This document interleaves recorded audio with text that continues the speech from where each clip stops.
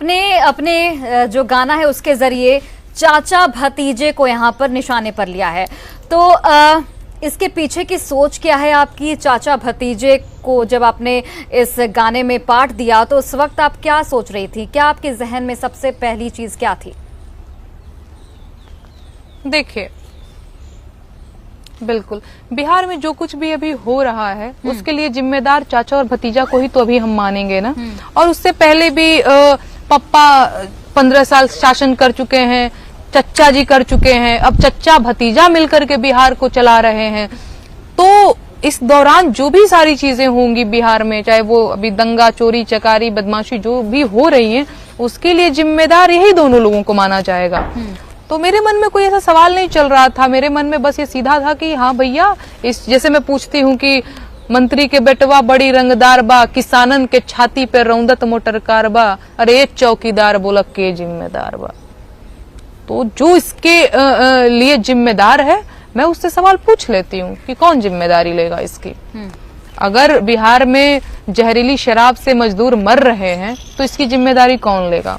अगर बिहार में नालंदा और सासाराम में इस तरह से दंगा हिंसा हो रहा है तो इसकी जिम्मेदारी कौन लेगा? वहां की सरकार। और सरकार कौन चला रहा है? चचा भतीजा। तो सवाल मैं किससे पूछूंगी? चचा भतीजा से। सो सिंपल, सत्ता से ही सवाल होगा। ठीक है। अब बिहार में ऐसे कौन कौन से मुद्दे हैं? चूंकि आपने कई मुद्दों का जिक्र भी किया है, जैसे आपने शराबबंदी, जहरीली शराब का जिक्र किया, जिस तरीके से हिंसा हुई उसका जिक्र किया, जो शिक्षक भर्तियां नहीं निकलती हैं उसका जिक्र किया। कौन कौन से मुद्दे हैं जो आपको ये सोचने पर मजबूर करते हैं कि बिहार में जो स्थिति है अभी ठीक नहीं है और आपको काबा पार्ट 2 लाना पड़ गया?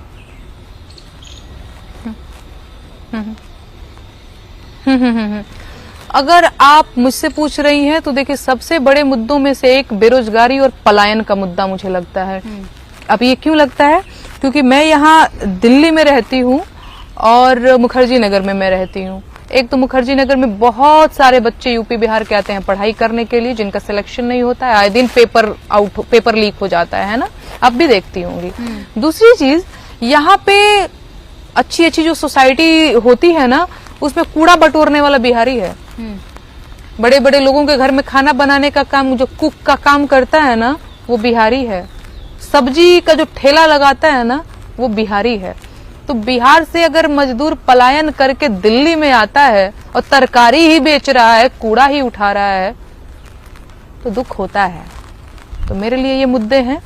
और मैं हमेशा से पिछले 2.5-3 सालों से मैं लगातार, चाहे वो गाना हो भैया हई हम बिहारी बहरा जात बानी हो, कह के दिल्ली में मजूरिया हम कमात बानी हो, बहुत सारे गीत, भीख नाही हक सरकार मांगिला, बेरोजगार बानी साहेब रोजगार मांगिला, चाहे हेलो हेलो दिल्ली सरकार बिहार से बेरोजगार बोलतानी।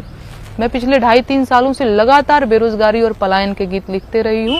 और भी बहुत सारे मुद्दे हैं।